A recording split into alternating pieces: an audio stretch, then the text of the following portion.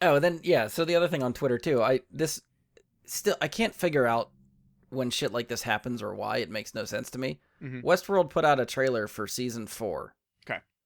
I retweeted it, and the what I said from our podcast account was I'm kind of afraid to watch the trailer because I haven't watched past season 1. I fully intend to catch up, but here's the trailer for Westworld's 4th season, releases June 26th, HBO Max.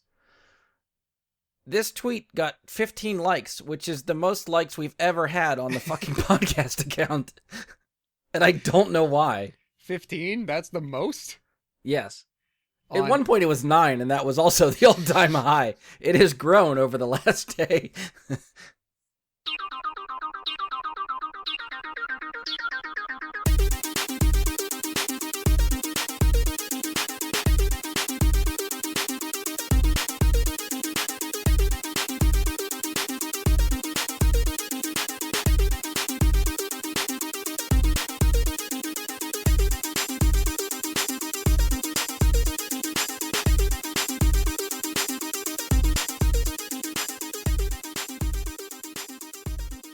Hello and welcome to another episode of Bright Guy and the Super Friends. I'm your host, Brian Labick. Joining me for this episode is the master of the Mystic movies, Josh Zorch. I like that. I don't care if Bradley has the Channing Tatum title. I will I'm never going to reuse that for him, but I will reuse this for you if you want. Well, okay, this might be an acceptable replacement for Mr. Movie Slut. We finally got there, folks. Yes. It's been this long. I like So that. Okay. Your wife will be happy. You don't know my wife? I don't know. No, it's good. Let's write that down. Nice. We'll do. All right, so we're here. Actually, before we get into the episode I actually want to remind everybody, last week we recorded for May the 4th, we did a Star Wars themed episode with some Star Wars trivia. We actually did that one live and streamed it on Twitch, which I have saved that video. So if you want to not only listen to us, but actually want to see us for a change, you can check out my Twitch page. It's Jedi Bry Guy on Twitch. It is in the highlighted video section. I don't know, hour 40-ish, I think we probably did on stream for that. So It went that fast. is there. Yeah. It went smooth. It's a good ride. I listened to it a few days ago again, just to have something in the background while I did yard work, and it goes like you barely realize the time's passing. That's good, because I was curious how the audio only section, like that version of the podcast, how it plays, because it's, we're displaying answers to the camera as we're going, so it's you almost need that visual aspect, but Yeah, probably. I mean, to be fair, I'm biased. I was part of it. So like, you knew exactly what to expect already. I don't need to watch it. I was there. I lived it. So maybe that helped me a little bit. Yeah. But yeah. at the least, I mean, it just kind of rolls. I think it was a good format to just listen to, like, question and answer, question and response. Yeah. So I think, like Josh was saying, I think by the end of that episode, we had a lot of fun doing it. Hopefully, we can try to plan for another one at some point, whether it's Star Wars or something else. We'll see if we can plan it out. So if we ever do that again, chances are we'll probably be live on Twitch, because if we're displaying answers, that's just the easier way to do it. And I think fun for an audience perspective. Even, if you guys are in chat, even watching us when we do it live, we had some responses. People were answering questions with us as we went, so that was kind of cool. I think chat came in second. Chat did do pretty well. I think there was a one point, I think, difference between first and second. Chat definitely had the solid third place, I think, out of the 5 people that were playing, true. Chat included. Yeah, and to be fair, there was, like Brian's rules were, if anybody in chat provides the right answer, team chat got a point. Yes, correct. So they had, it's us against the world. 20-person advantage, yeah. So yeah, well, I'll have that. I don't think I pinned it yet, but I will pin it on our Facebook page. I'll pin it on the Twitters. So if you ever want to go back and actually watch that, it's there, and I'll remind you guys probably for a couple weeks, just because it's new and fresh and it was fun. So for this episode, Josh and I are here to talk about Doctor Strange in the Multiverse of Madness, and him and I were actually talking before we recorded. Fun fact, the first Doctor Strange movie for this podcast, way back in 2016 when we recorded this, was and might possibly still be our most listened to episode of the show. So I think that kind of gives this episode a lot of hype to live up to. If you want to go back and listen to that one, it's episode 72, which may or may not still be available depending on where you're listening to this podcast. Some, I think, platforms keep like 150 episodes in the backlog. Some of them keep 100. I looked at Anchor, which is our hosting site. They keep up to, as of right now, episode 69. So there's only a couple more weeks of this there. Yeah, great time to look at what was the last episode uploaded. Yeah, so if it's there, if you want to check it out, it will be there for a couple more weeks until then it's gone. We'll never see it again. But as you'll hear later in the show, at the closing, Brian's going to provide you with some contact information. If you email him at a particular address, he will definitely figure out a way to get you a copy of that if you're having trouble finding it. I mean, worst comes to worst, if it's our most listened to episode, I could probably just re-upload it and say it's this review, and then just confuse a lot of people. They're gonna be expecting. Hey, it works. It works entirely with a theme. Yeah, that's true. That's almost what you should do: is release that first, and then put just this to see out how like many 2 hits days. it gets. Yeah, like under the banner for this title, and then and then release this like 2 days later. And then assume everyone's not jaded enough to want to come back and like actually listen to the correct review when it's uploaded like 2 days later. I don't know. It's a nice. It's a good thought experiment. I like it. How much pain do we want to actually put our audience through? How far would they get into the episode before they realize this isn't the one I wanted? I figure it's worth the trial. All right, so we have had a 5-month gap between Spider-Man: No Way Home and Doctor Strange. I don't think the biggest gap we've had for MCU movies, but it's decent enough considering this was supposed to be out in March. Which is fair, but I mean, viewers, listeners, you could not see my face when Brian said that. Like 5 months, holy shit! Oh my god, dude, there used to be a year between movies. Yeah, and then there used to be 6 to 7 to 8 to 9 months. That was the regular until about 3 or 4 years ago. Yeah, and then it was pretty much 3 months, every 3 months. I mean, I know we've talked about this a few times, but we've got post-COVID. This is the 4th MCU movie in 10 months. Yeah. Black Widow was just last July. That was just last July. Mm-hmm. And then I kind of forgot about Black Widow. And 5th. Yeah, because Shang-Chi and Eternals were in there too. 5th. That's an average of every other month. So I guess if that's the cadence that we're establishing, yes, 5 months seems like an eternity then. Well, don't worry. We got 2 months between this one and the next one, so Jesus Christ. We're right back at it. Is it 2, 3, 2? July. Yeah, you're right. July. Okay. All right. All right. So this movie, Doctor Strange in the Multiverse of Madness, directed by Sam Raimi, who is replacing Scott Derrickson for this one. Derrickson was going to come back. He directed the first Doctor Strange, and then left over creative differences. They brought in Sam Raimi. Raimi finished the film. The only writer on this movie is Michael Waldron, who, upon looking him up, I don't think I realized at the time, is the creator of, created for television by. He created Loki. So again, so I guess that means like he's either like a co-creator or he was showrunner. Yeah, I'm like saying like showrunner for that one. He didn't write the episodes, it looks like, but he is listed by, or no, he did write one of them. He wrote 2. 2. Yes, you're correct. I didn't 2, see the other one after that. So yeah, 2 episodes of Loki helped create the series, which helps for the whole multiverse stuff that's going around. The film stars Benedict Cumberbatch, Elizabeth Olsen, Chiwetel Ejiofor. I always fucking feel so bad. Chiwetel Ejiofor. Ejiofor. Yes. Chiwetel Ejiofor. All right, close. I think that's pretty good for me. Benedict Wong. Is that Zalchitl Gomez? I'm gonna butcher her name too. Yeah, unfortunately, I'm not sure of the correct pronunciation. Rachel McAdams. I'm not sure if there's anybody else noteworthy on here that I can actually talk about right now. I think that's where I'm gonna leave off the cast. Good, yeah. Ratings for the movie right now. Rotten Tomatoes. It has a rating of 74 for the critics. Audience score is 87%. Okay. The Metacritic scores has a meta score of 61, user score of 6.3. So those are still pretty well in tandem with each other. Wow. Okay. The budget I saw from the internet told me $200 million is the budget for this movie. I think that's what they pretty much all are going to be. Yeah. currently, or wait, we'll talk about the opening weekend. Opening weekend, I saw some stats on Twitter. Where did it go? Here it is. So it is the biggest opening of 2022. It opened with about 185 million domestic That's for big. the opening weekend. That was big. So it's the biggest opening for 2022, best opening ever for Sam Raimi, Hmm? seventh biggest opening Wait, for Marvel Studios. Really? That's what it said.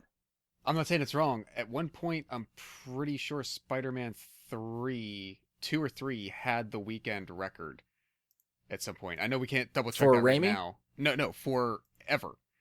Oh. At some point, like for around the time of their release, either Spider-Man 2 or 3 had the weekend record until it was overtaken by something at some point. Yeah. Looks like domestic opening for Spider-Man 3 was 151 million. Very well could be. Could have been that. Spider-Man 2 has a domestic opening weekend of 88 million. Because I remember at the time, so Spider-Man 3 was 2007. By the time you get to 2011, the opening there was a brief period. It might have been almost a year. I think it was unseated by Avengers.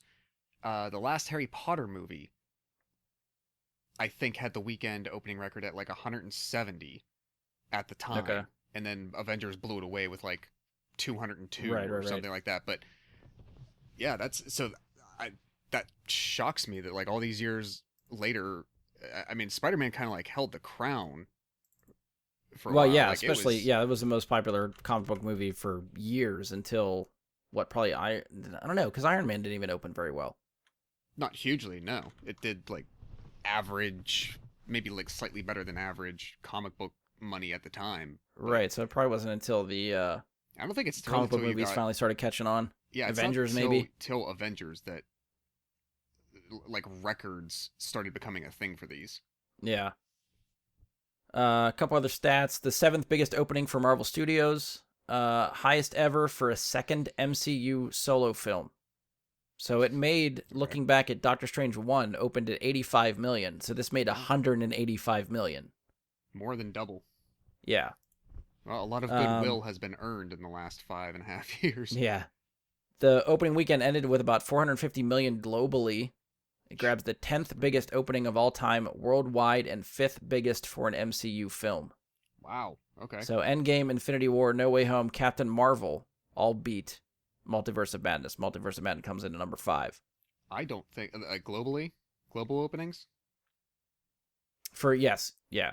Endgame was 1.2 billion. Avengers: Infinity War 640 million. No Way Home 600 million. Captain Marvel 456 million. I don't think I realized Captain Marvel did that well. I don't think I realized that either. Wow, that's. I mean, that's great. I'm glad, but I did Yeah. not realize that. And then these are where it sits. Doctor Strange sits within the MCU opening weekend domestically. It hits number 7 out of the other MCU movies. He didn't list the tweet I'm looking at does not list all 7. It doesn't. It leaves off the 1 and 2. But number 3 was Infinity War, 257 million. Avengers, 207 million. Black Panther was number 5, 202 million. Age of Ultron, Age of Ultron had 191 million its opening weekend. Multiverse of Madness comes in at 7, 185. Right after that is Captain America Civil War at 179 million. Wow. Which is a lot of good company to have, I think, for... It is. It's like the stuff that we're taking for granted that I guess time marches on, the things that, at least in my mind, I feel that we'll call it, the community reveres as sort of like the landmark chapters along the MCU, like the Avengers films, Civil War, those kinds of things. Like, this opened better than Civil War. That's insane. Yeah. Well, it's coming off a lot of the goodwill I think that No Way Home had, because No Way Home was the biggest fucking movie in the last, 3 or 4 years. True. That just, and it's smart marketing on Marvel's part to throw the Doctor Strange trailer as the post-credit scene for No Way Home, right? As soon as you're done with No Way Home, you're like, oh shit, the story continues in Doctor Strange. Yeah, probably, and I think we did talk about that aspect when we discussed No Way Home. Right, like, is this going to be the new norm? Are we going to get like a 30 or 40 second actual quote teaser for something at the end of every one now. Spoilers, that did not happen. Right. We get actual more traditional mid and end credit scenes for this movie. But I wonder now. To be fair, the next film is Thor, which had like already like a few days, a week or whatever, 2 weeks before, had already just publicly released its teaser or its first trailer or whatever. Right. Whereas that was basically like the world premiere of Doctor Strange footage, if you will. Well, Whatever I you think want to call the thing. It was different because that like Spider-Man is considered a Sony movie. So it's like Definitely. part of the deal could have been, hey, we're going to, Marvel's going to make the movie for you. You're going to get a lot of the money. Oh, by the way, can you throw a movie or trailer for our movie at the end of your movie? Yeah. So that people remember. So that the way that Spider-Man ends and potentially what after seeing Morbius, what Sony does next. We don't talk about Morbius here. As the step to like, no. We want to make sure people realize that this other aspect continues on. Yeah, if you want to see a good movie, go see Doctor Strange. So some of the updated numbers coming off of the 450 million worldwide opening. Currently, if I'm looking at Box Office Mojo, it sits at $508 million worldwide. So it made another 58 million. Not even a week later. Like we're at the time we're recording this, it's halfway through the first opening week. Yeah, that's pretty good. So we'll see what second weekend brings. I mean, it's definitely on pace to make 600, 700, maybe $800 million, maybe. I mean, there's not. I don't remember the calendar. Like until, like maybe Maverick, Top Gun. And Jurassic Park, like, is there like another blockbuster hitting this month? Is there something that would really detract from that? Because if not, I mean, nothing that's sticking out to me. Because you have two more weekends in the clear. That's true. Yeah, that would help the legs, I think, having nothing around it, really. Yeah, I wouldn't be shocked if it hits close to 900 after all said and done. Like, I know this weekend I am taking my nephew for his 18th birthday, and we're taking, as part of his celebration, we're taking him and four of his friends plus like 4 of us to the movies. Nice. To see that. So you're doing your part. Yeah. So like repeat viewings, people getting out like for the first time to see it this weekend maybe or whatever, I would not be shocked. And we'll get into it when we do. Like, this movie is highly, highly rewatchable. Yeah. Kind of in advance of you asking the, like, hey, what are your general thoughts? And what do you... I'll just tell you, like, we're about to blow this movie for the next hour and a half. Probably. At least from my side. So, That being said, I could see a lot of repeat viewings in the theaters to bolster those box office numbers.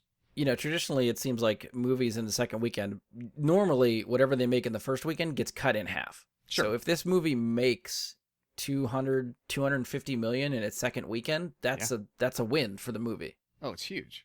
So it's just going to depend what that drop off is. We'll have to compare notes next week and see how it goes. Mm-hmm. But I know, a lot of the fun of this movie is getting into the spoilery stuff. But before we get in there, so you and I will talk about some general spoiler-free thoughts, what you thought of the movie, what we can talk about before we get into spoilers. So where do you want to start with spoiler-free general thoughts for this movie? So as I've said ad nauseum here so many times, I do a complete media blackout for these MCU movies. I will all but run out of theaters covering my eyes and ears if I had to avoid trailers and TV spots and internet advertising. I've done that for years now. We actually talked about it pre-recording, about 6 years right about now. Actually, speaking of Civil War, that was the first one I did that for. So I am so glad that I did it. Like it's always fun, but probably not since like Endgame and Infinity War, like those kinds. Like Spider-Man was fun, but this was it paid off for this. I can attest to that because I sat next to him in the theater the opening night we saw this. So yeah, he was very jubilant at a few moments of this movie. Oh yeah, it was definitely worth it. Like I there was a couple images, and this is in the advertising, so this isn't spoiling for anybody. I had seen an image, just a still image of the zombie strange face. Mhm. So I had known that was happening at some point in some capacity. But other than that, like there was nothing about it that I knew going in. I really didn't have much of a sense of the plot other than that little tag at the end of Spider-Man that gives you the sense of, okay, well, things are starting to maybe rip apart, and Strange and Wanda are gonna get together to be a part of it in some way. That was it. Like that is as specific as it got for me. Yeah. Um, I so since we recorded our discussion of the Secrets of Dumbledore, I've actually been feeling really guilty and almost like wanting to issue an apology to the listeners, because I feel so bad that I feel like I had like a therapy session on their time for an hour and a half, and just unfortunately was not kind to a property that I really love. It's going to be the Tough complete love. opposite of Tough that. love, right? Tough It, love. to some degree, yeah. But it's going to be the complete opposite of that today. So the general thoughts are there's little to nothing. No, there's little. There's very, very little. Because I got one. I definitely got one. But there's very, very little that I have problems with this. It's not like I thought they made the best choice ever with it, but it's just really well done. It's just a damn Yeah. good story. It's a really well put together movie. Yeah, I really did enjoy it too. I think I don't know if I would rank it uh like really high in my MCU ranking. I haven't really put the thought in to see where I'm going to rank it like stacked up against all the other MCU movies, but probably like high of the mid tier for me is probably where this will fall. So speaking of which, do we, for the listeners, for perspective, do we know what chapter this is? What do you mean, what chapter? What entry this is? What number Oh, in the MCU I is kind of this? lost count after like 25. Is this like 26, 27, somewhere in there? I think it might even be as high as 28. Because again, this is the fifth one in Yeah. like 10 months. So add a big chunk onto wherever Far At From some Home point, I left was like, off. I was keeping a running list, and then I kind of fell off. So I should probably get back to it Yeah, and figure out it's where everything I falls. think it might be 28. Okay. So yeah, it's got to be difficult to try to, especially on one viewing. Like well, actually, good question. Did you only see it one time? I saw it or... twice. I went Friday and Saturday night opening Okay, weekend. got it. So I just did Friday, so I've only had one so far. yeah. And it's not that this, again, nothing to take away from this movie. It's just that I think my top tier stuff are probably all rated like 9 or above, between 9 and, if we do our scale of 10, between 9 and 10 is where my top tier stuff falls. Yep. And those are movies that I just absolutely adore and can rewatch at any fucking point in time. So it's hard to shake those from the top of my list. So this is definitely maybe right under that. Uh-huh. I think that Raimi's direction was really good. I think they let him get away with a lot more than I thought they would Oh, yeah. for one, maybe a PG-13 movie, and two, just Yes. a Marvel movie in general. Yes. I think all the actors did great, specifically Elizabeth Olsen. I think she fucking killed it again. And I don't know, there's a lot of, maybe not a lot, but there's a good bit of some cameos in the movie, is all I'll say. And I'm unsure how I feel about some of it, which we will get into in the spoilers. Mm-hmm. So that I'm still, even after 2 viewings and digesting a little bit, I'm still kind of like, I could see myself going either way. Yeah. Depending on what Marvel does following this movie, is where I'll leave my Got general it. thoughts, and we'll expand upon that in the spoilery stuff. So I think that there's a couple different categories of initial gut reactions that I've had to this many MCU movies at this point. First category is, okay. That's, for me, that's my Ant-Man's. That's Oh, poor man. the first Thor. As much as I enjoy it, that's probably where I put Black Widow. Okay.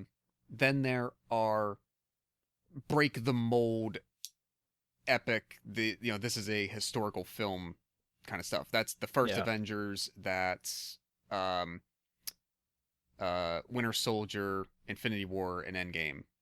Okay. Then there are, wow, that surprised me. And they did really cool stuff. I didn't know anything about these people. That was really awesome. I'm happy that I saw that. That's most recently that's Shang-Chi. Okay. Um, then there's stuff like Ragnarok. That's where this movie falls for me. Okay. It's an established character. It's a continuation of storylines and whatnot. But I come out of it like, wow, they just went out of left field with several, and not even like making a multiverse pun, several left fields Yeah. at the same time and along the way. It all somehow worked together really well. Yeah. And it was just something I could not have ever guessed that, as you said, sort of like the creative fabric would have put these ingredients together, and this is what we would get. Yeah. So this easily, I think I really really had a good time with this. This could easily, it probably, again, yeah, same as you, like it won't crack Mount Olympus, right? It's not gonna reach up there, but it's gonna Yeah. be at like the demigod kind of tier. Yeah, I got you. All right. Well, at this point, before we get into spoilers, just one more time, go see the movie. Yes, I do. think we can both recommend checking this out. If you're curious, check it out. Form your own opinion. Come back. Listen to us, see what we think. So we're gonna get into the good stuff. We're gonna talk some spoilers. So again, if you have not seen Doctor Strange in the Multiverse of Madness, pause this now. Come back after seeing the movie. We will not be responsible for spoiling this movie for you unless you want to be spoiled. So in that case, you can stay on this journey with us. But last warning, spoilers to follow. Wee-oo, spoiler! Wee-oo, spoiler! Something like that. All right, so we are good for spoilers, whatever else we want to talk about. Josh and I were kind of talking before we recorded about, Josh specifically brought up the synopsis for the movie that was on IMDb. Yeah. And how it kind of honestly will misdirect anyone from seeing the movie, or well, not from seeing the movie, but as far as the plot of the movie, it misdirects you a different direction. And this is something I thought of, because now that I've seen the movie, I went back and watched the trailers I've been avoiding for, the last month or 2 or 3 or whatever it's been. Because I watched the first trailer that they showed at the end of Spider-Man No Way Home, and then from then on, I didn't watch anything else. Even from that trailer, the first trailer, especially maybe coming right off of No Way Home too, the whole trailer makes you think that Doctor Strange is the one that causes this whole mess. Okay. And at no point do any of the other trailers tell you that Wanda is the villain. It still seems to be like something else is happening, and she is there to team up with Doctor Strange against whatever is coming. So, as not having, again, not watched the trailers in advance and not having gone back to see them now yet, the spirit of the Spider-Man tag trailer, to me, seemed to be, hey, I did this thing in Spider-Man. I need someone who's also a magic person, potentially like Wanda, Yeah. to help me deal with potential repercussions. That is the mood that I kind of got that they were setting with it. Didn't turn out And to I be think- true, but is that right. how the rest of the trailers play out? I think all the other trailers do the same thing. Is Okay. where it's some of the voiceover in the trailer, I feel like, is brand new dialogue, probably recorded for the trailer to make that connection, also to okay. to reinforce that connection. Like, I think the second trailer, Doctor Strange is talking about trying, he did what he did to save the world, and more or less sort of compounding on what happened in No Way Home again, just casting the spell. Everyone seems to be blaming him for what happened. Some of that dialogue is probably from the movie, because they do blame a Strange for things that are happening, just not our Strange. It's one of the other multiverse Strange that, cracked the multiverse, and they were, they eventually had to kill and whatnot. But Okay. so I even though I avoided all that stuff, I do appreciate the lengths that they went through for the marketing to keep all of that still a surprise. Because really, within the first 20 minutes, Wanda's the bad guy. Oh, very quickly. Like this movie, the pacing of this movie just moves. And I Agreed. was unsure when you hear the runtime of a tight 2 hours. You're like, how are you going to get this movie done in 2 hours? But I think the pacing of it works. I think it goes pretty well. But as far as just making Wanda the villain, I think was something I kind of wanted. I think coming off of WandaVision is something that I wanted to see. And again, with the trailers, I was like, oh, they're not going to do it yet. She's had her redemptive arc in WandaVision, and she's going to be, I guess, fine for this movie. But no, that's not the case, and I fucking loved it. I loved that they finally... I was trying to go back and listen to some of the episodes, and I don't remember if we talked about it specifically with WandaVision or if it got brought up for, like, No Way Home and stuff, whatever was coming next. But we're at the point now, 28, 27 movies in or whatever, other than Civil War, we've yet to really see any good characters go bad. Like, even in Civil War, you could see both sides. There's not a definite agreed. villain. Like, I mean, you could still empathize, I think, with Wanda in this one, but she is, straight up, the villain. Oh, yeah. And she is one of the most powerful people in the MCU, and to make her the villain, I think makes for a very interesting movie. So, I mean, how do you feel about Wanda as the villain? So you're not wrong. So I gotta pull back a step and untie some of that. So, do you, if the marketing materials are what you're saying they are, I almost feel that was a misstep then, because to a general audience, wouldn't you want the notion? Like, wouldn't it be more titillating, more intriguing if the conflict is there? Maybe, but this is I'm curious too, coming out of, like, people that really like Wanda, are they going to come out of this movie liking the movie, or are they going to be mad that she's the villain? And vice versa, like, people that don't like Wanda, are they going to be like, oh yeah, fuck her up? Like, I don't know, but yeah. But good point. And you also have to assume some people have not watched WandaVision, so they don't know where she's coming from prior to this movie. I suppose that's very, very true. I know they have a lot, but that's right. Not everybody has Disney Plus. Yeah. So I don't know, to unpack some of the other points you made. So I agree with you that I thought that Wanda was not, at the end of WandaVision, she is not escaping from consequences just yet, but in terms of, as you said, redemption, I got the impression that she, and I don't think I'm entirely wrong to feel this way, like I really misread it. I feel that yes, she had remorse. Yeah. For what she had done. And with the, like, okay, she gets the Darkhold from Agatha, and so, all right, you're gonna go forward, and now you're learning more magic, and blah blah blah. Okay, that's gonna contribute to where your path goes next. But two things along that line. One, for me, the turn that occurred in Wanda in this movie was extraordinarily was very early and was extraordinarily fast. See, I don't agree with that. Well, I mean, my I don't say like my argument for it, but like the I don't think in between the last moment you see her in WandaVision and the first moment you see her in this, and she has like a 90-second discussion with Doctor Strange that very quickly turns into, you will stay out of my way or I will destroy the universe to get what I want. That happens very fast. Well, let me ask you this. What is your last, what do you remember last seeing of Wanda in WandaVision? She's in her cabin, yes. Spirit projecting, reading the Darkhold. So had we ended the series and not got that post-credits scene, I would think, okay, she's on this redemptive arc. She feels remorse and guilty about what she did, blah, blah, blah, blah.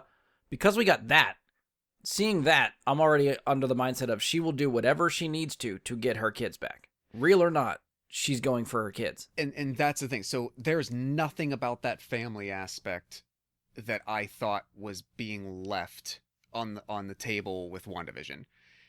I thought the arc of that show was the grief and the pain of a very effed up life, Yeah. and losing Vision and having to be the one. And I love the aspect of this movie, that line that she has about saying, like, I had to blow a hole in the head of the person I loved, and it didn't do anything. It didn't matter, right? So all that trauma, that's what went into Westview. That's why she creates a family. That's why she fabricates all of it. But for me, the kids, I think that was my latching point, is the kids were one element of this other life and this other reality that she wanted to create. Not that it had become this all-being hinge pinpoint of her entire being. That is maybe what I needed. I think there was a way for you to meet her in this movie, get a little bit more dialogue, come back to her like a scene, like to have something in between, come back to her a scene later. I needed like a slight little more gap. I needed a little bit of a bridge to get from, yeah, she's reading the Darkhold, but again, if I am not correlating her passion for having been a mother to the degree that is her entire arc here. Yeah. The entire thing. That is all she's about. She doesn't give a shit about Vision anymore. That is not on her plate. So for me, there was just a distance there that they jumped very quickly that would have, for me, I think been better served. Like you said, it's a tight 2 hours. Give me 2:10. Yeah. Give me just a slight little bit of slack in there to get to that point to understand that, because I don't feel that was very apparent from where she left off. That when I said I have little to like gripe with this movie, that was it. That was like the one thing. I will say I'm glad that if something like that was supposed to happen so starkly, I'm glad it just hit the ground running at the beginning. Yeah. You get, there's some shit that's going on and Strange is looking into it. He gets pulled into the middle of it immediately. Like you said, 15, 20 minutes in, you meet Wanda, she turns, the rest of the story's off and running. Right. If that had happened in like halfway through, and there was still no indication that this was so important to her, it would have been worse. Yeah. And I think, like, I get what you're saying. Maybe they could, like, maybe there's a director's cut out there that gives you a little bit more exposition, but I do think there's a show not tell aspect to that part of the movie where they give you the nightmare of her and the kids. Mm-hmm.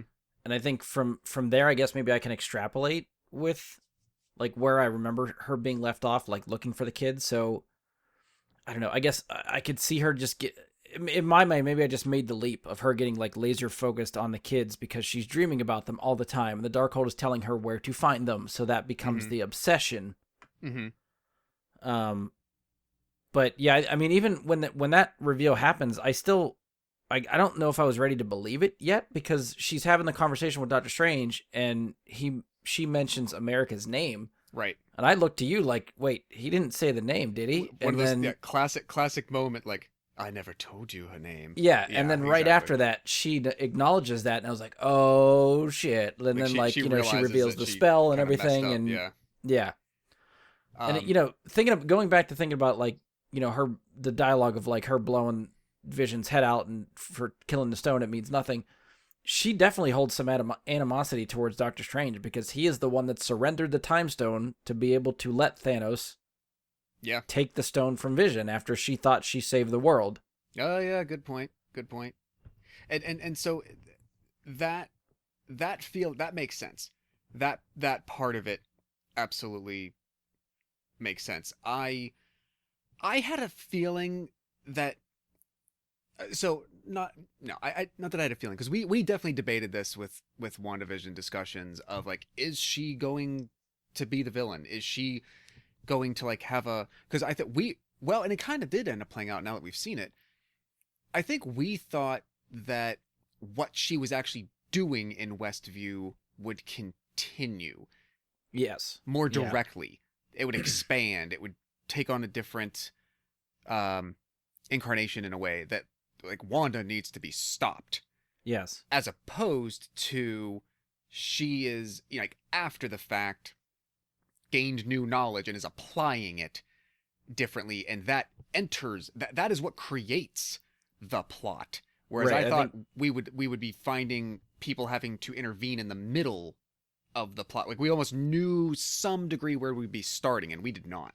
That's right. Yeah, I was trying to go back and listen. I never found the excuse me, the right part where we talked about it. But yeah, I think that's right. I think we thought because she's messing with the hex and making this, you know, mind controlling a town, Mm-hmm. that it would somehow break the multiverse and cause this whatever's happening in Multiverse of Madness. Not that she would directly be influencing all of that to try to kickstart all that stuff. Or and then, you know, after, because we saw WandaVision before No Way Home, so that was our theory going into No Way Home. And then after No Way Home, we're like, oh no, it's definitely Doctor Strange's fault. He did it all. It's on him now. Mm-hmm. And then we were still wrong. So We were. And so quick sidebar on that.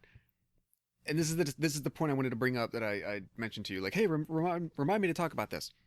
I'm pretty sure that the way that I think Sony wanted to make a multiverse movie with their Spider-Man, yeah, creatively, somebody figured out, okay, the way we're going to do that is he makes a request of Doctor Strange that goes wrong and has repercussions.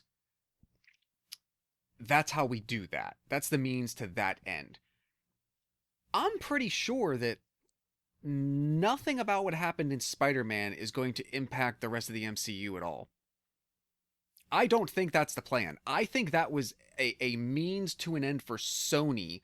Again, seeing what they did with Morbius. yeah, I think that is all it was. Because coming out of that type of thing, literally centering around a multiverse, literally talking about the fabric of time ripping apart, even like I thought we would have something to do with Kang in this one, that he would maybe not in a huge role, but he would be witness to, he would be a part something. Given what happened in Loki, not the case either. But specifically the things that Doctor Strange did, I don't think that's going to have any. I don't think that was for the MCU. I think that was the plot device you needed for Sony to be able to do their multiverse Spider-Man movie. That was it. right. Yeah, And I think that took me for a surprise, because I figured calling this the Multiverse of Madness after what we just watched 5 months ago. Like I think Strange even says there's like one passing line about like a run-in with Spider-Man lately. Like I forget what he actually says. That's it. That is it. If you remember, I think like this movie was supposed to come out before No Way Home Right. at one point. Mm-hmm.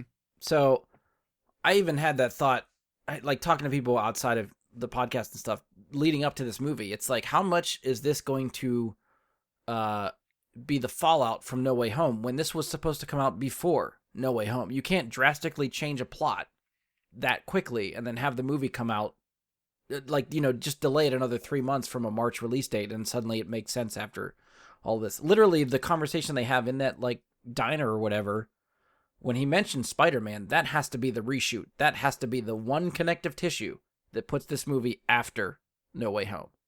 I mean, possibly, but if that was the case, I mean, Because otherwise the whole movie plays out as a sequel to WandaVision. Correct. But if you don't have that line, and if this gets released first before Spider-Man, what happens in Spider-Man then? Like there would have had to have been something in there that alluded to or referenced what the hell just kind of like took place in this one, and it didn't. Yeah, because if that was the case, then Doctor Strange really has no reason to fuck around with that spell in the first place, because he's seen the multiverse and knows how bad it is. Way too. Yeah, I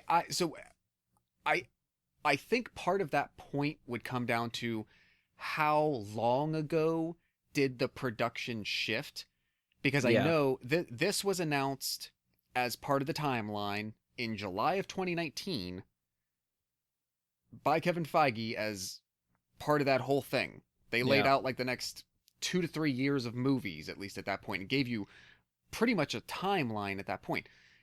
COVID threw all of that around. Yeah. So, yes, at some point, I think the original release date for this was February. I think it might have been February of 2021. Yeah, I can't remember. The dates shift so much. I don't remember what the original ones were. Correct, and that's fair. So I think the answer to some of those hinges on how long ago did the schedules change? Yeah. Because yeah, this bumped from March to May, but did they do that a few months ago as they were finishing production, or if they probably had enough lead time when they realized, okay, we're not getting movies out for an entire year, or a year and a half late. We can rework the aspects of these films we need to go in sequence now. Well, I think they've been like pushing stuff here and there as we're going now, and I think the excuse they keep giving is that during the times of COVID, we just can't get visual effects done as quickly as we normally would. So it's usually delaying a couple months to finish post-production stuff. Yeah. So again, I don't know how much if they'd really go ahead and change too much stuff, but I don't know. It seemed like the only thing that stood out to me was that one conversation in the diner when America Chavez explains the multiverse to them, and they're still trying to figure out what's going on, and then he mentions Spider-Man.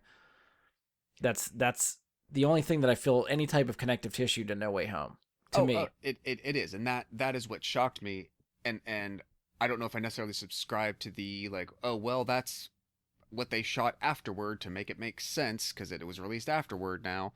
Yeah. But I think even if things had gone normal, for if COVID never happened, if things were just made, for the most part, I think Sony much more was just looking for a mechanism, an excuse, a way to do what they want to do with their side of the stuff.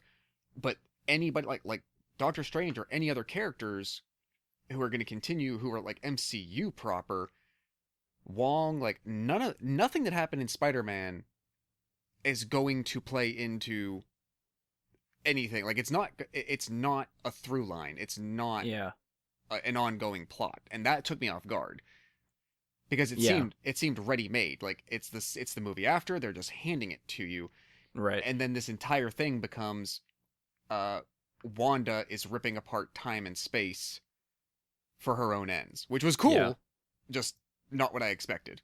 Well, let's kind of loop back around to Wanda. Do you think? Yeah. How do you think they did with her character? You think they did her character justice? You liked what they did? I other than it, I will admit, given what I just talked about with her and her quick change, it took me a little longer to settle in to kind of accepting it all. But probably like halfway through the movie, I'm like, okay, I'm along for the ride now. We're there. It took me a little while to adjust to kind of believing that that's what was going on. But like overall what happened, like does her arc from beginning to end make sense?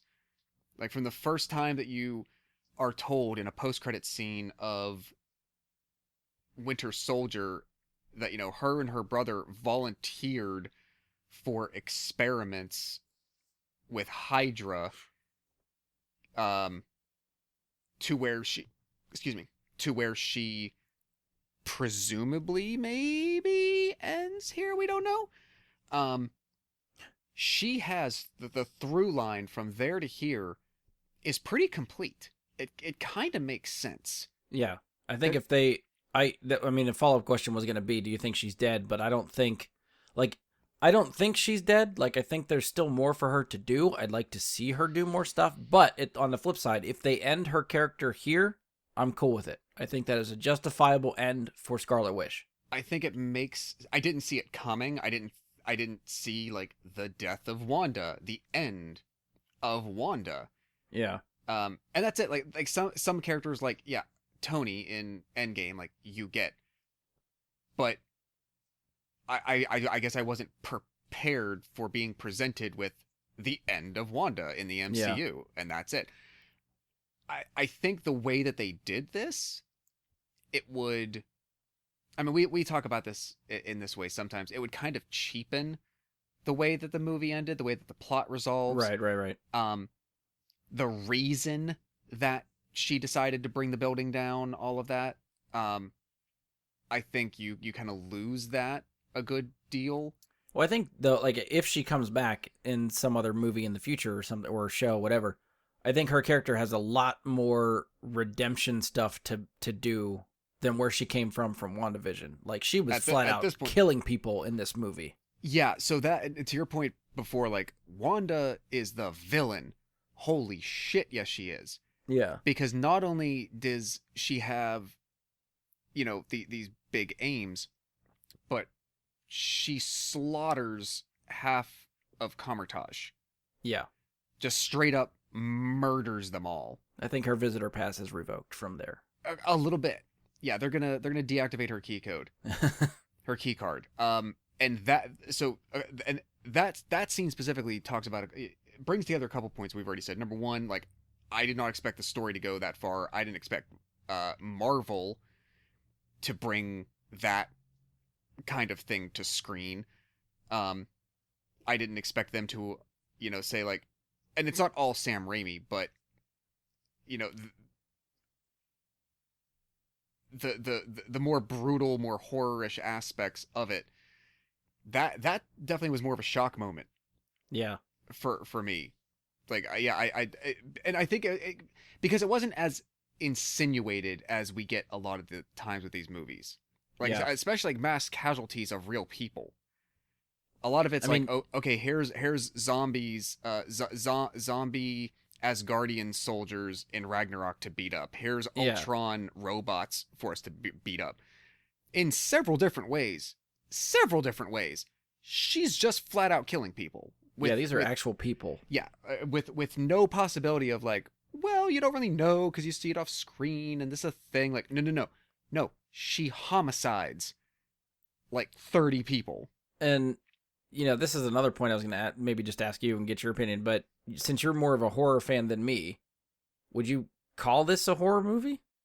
Would you go so far as to classify this as a horror movie or quote unquote MCU horror? Maybe it's not full on horror, but maybe MCU horror gets its own little classification. Absolutely as close to MCU horror as we've gotten. There were it's too fantastical and still too whimsical to really be allowed to be called a horror movie. Knowing, I mean, if you look at Sam Raimi's background, like, oh look, Spider-Man, that's fun. The dude made the Evil Dead trilogy. Yeah. That is why he's a filmmaker. That's why Hollywood allowed him to be a filmmaker. Because of those movies. But he also made Darkman. You look at his resume, it makes sense why he was behind this film. And they lose Scott Derrickson, and then they go, oh yeah, Sam Raimi's coming in. And you're like, oh, okay, yeah, I got it. Right, yeah. which makes sense. And we talked about this at the theater. Derrickson I had been talking about since 2015 or 2016 with the first movie. Because I knew he was coming from a place of the day the Earth stood still, sinister. He was coming from a legit horror filmmaking background. Yeah. And actually, if I remember, I think his next movie is coming up. It's been delayed a few times, releases. It's finally coming out in June or July, called The Black Phone, with Ethan Hawke. Yeah. Like, he's a horror filmmaker. He can do other stuff, but he's good at horror. Yeah. So I wonder what it was that he really wanted to do, either plot-wise or visual, what sequence-wise, whatever it was, that Marvel was like, no, we can't agree on that. And they every time I hear creative differences with creative people, I don't think it's that, hey, Marvel's not going to let you do this. I think it's more that maybe they want it to fit a little bit more into their blueprint, and maybe the creator doesn't want to color inside the lines and wants to, like, you still have to fit it somehow in the overall arching MCU stuff. Maybe they wanted to include some nods to the What If series on Disney Plus, and Derrickson didn't want to go that way, so that's a creative difference. Like, could be, it very well could be, and part of me, I can't help but wondering if there was some more, we'll call it more extreme, whatever, just along that spectrum, Yeah. than we were presented with, because I was not. I didn't think Marvel and Disney had the backbone to do even the stuff that they showed us in this one, specifically a lot of the sequencing with the imagery. Really, if you think about it, the imagery around Zombie Strange, that's horror imagery. That is horror gothic type of imagery. It's not sell a toy imagery. Yeah. And then specifically when Black Bolt blows his own head apart, and then when she dissolves. So this I almost thought was like what you didn't need to do, but they did. When she kind of unnoodles Mr. Fantastic, and the very final thing is still you get like this brain pop or something at the end, like, wow, they didn't need to do that. Like, of that group, well, I mean, even think about that the sequence with Xavier when he goes into her mind and he finds the other version of Wanda who she's inhabiting, hiding, and whatnot. And like our Wanda creeps in like the Lost Island smoke, just blurts out of nowhere and just snaps the dude's neck. Yes. And they don't like, obviously, like, there's some parts of that they're not showing, but they don't cut away immediately. Like, they stay with the shot while you hear, you see his head go, so like they were not shying away from it. It was not all like Shakespearean offstage stuff. I think the Black Bolt head exploding thing was when I was like, oh, okay, they're going for this now. They are. Like, all gloves are off. Like, I agree. And then that whole sequence just followed, just the whole middle part of this movie I adore. I think the middle part of this movie is really good. I think I agree. Her hunting them and then going into that specific multiverse and then like the Illuminati and all the stuff that happens there, and then just seeing that team get wiped the fuck out. They are no match for Wanda. No. Was just fucking great. And they're not a match for Wanda, who's in another universe at the time. Yeah. She's using a version of herself as a puppet. Yeah. Yeah, that's some fucked up shit, and I love it. We're going to come back to him at some point, but what happened to Mordo in this? I don't remember. Last I remember, the only thing I could think of is that they slap the bracelets on the two of them. Like, Strange and Mordo have the bracelets on. The bracelets nullify their power. Right. So, right, but so like Mordo's stuck in a ditch and he can't use that magic. Was it, right? That was like that's the last time you see him. So as far as I know, he can't use magic to get himself out, and there's no steps to get out, so I think he's just stuck there until someone comes to get him. Which I believe happens eventually, right? So that's, in theory, that's the last, that's where we because Strange couldn't use magic until, wow, shit, why can't, I keep wanting to say Rachel McAdams, but what's her... Christine. Her character? Yes, until Christine unlocks the bracelet from him, and then he can do his powers again. That makes sense, okay. Yeah, we'll come back to Mordo later, but so are we still talking about Wanda, or are we on the horror stuff still, or are we? I mean, like, kinda. I one other point I want to make. One, I think they did do her character justice. I think actually that she had the biggest arc in the movie. I think she outshines Doctor Strange in this movie. I don't feel like Doctor Strange gets much of an arc. I feel like he kind of ends up the same place he begins. Yeah, and I don't know. Like, you're meant to see that he went through something, but the only thing I can think of is like the face your fears type of thing. But I think Wanda gets more character growth and more stuff to do in the movie than he does. Very much so. And it kind of makes sense that even more so, like, if this is where she ends, you need it to be. Yeah. As much as we could probably talk about some other stuff, I do want to get the Illuminati stuff out of the way. Okay, go ahead. So this is something I alluded to with like the cameos and fan service and stuff like that. But what did you think of the Illuminati and the all the cameos we get for that middle part of the movie? Again, not having read or watched like really a single thing about this, I know the name, but I don't know anything about the name as it pertains to its usage in the comics. I assumed it was a an analogous thing in the way that ridiculous, idiotic people in the real world use the word Illuminati in real life. And it kind of ended up quasi being true. I mean, I don't know why they ever picked that name, but it's essentially a group of leaders between different superhero teams in the Marvel Universe that, almost like spy organizations, they trade information with each other to try to keep the world safe, regardless of their interconflicts, or, you know, they might not like each other one way or the other, but they put those differences aside for the better of the world and mankind to keep the world safe. Is the I guess bare bones of the group. Yeah. So we're introduced first. Well, we find out Mordo sits on the council, as the Sorcerer Supreme in that universe. Yeah. Because he meets Strange first. I forget the order. I think we might get Peggy first. I think, yeah, because she throws the shield to get his attention. If that's what happens, okay. So one by one, I guess. So Peggy, yes, thank God. Just I love me some Haley Atwell. I don't think it's the version we saw in the What If. Like, I think it's another version of Captain Carter. I don't think it's the same one from the cartoon, but it's still really cool to see her in live action, in costume, with the shield and all of that. It was awesome. It was great. And I also liked that they gave her a fucking jetpack. Like, how cool is that? No, and not only that, like, I know there's stunt doubles and there's wires and there's CGIing her face onto somebody else and whatnot. I liked that they portrayed her as a fighter. Yeah. Like, she fought as Captain Carter with as much spirit and in the same way that Steve would have. You know what I was thinking during that sequence? I can't wait to see Mission Impossible.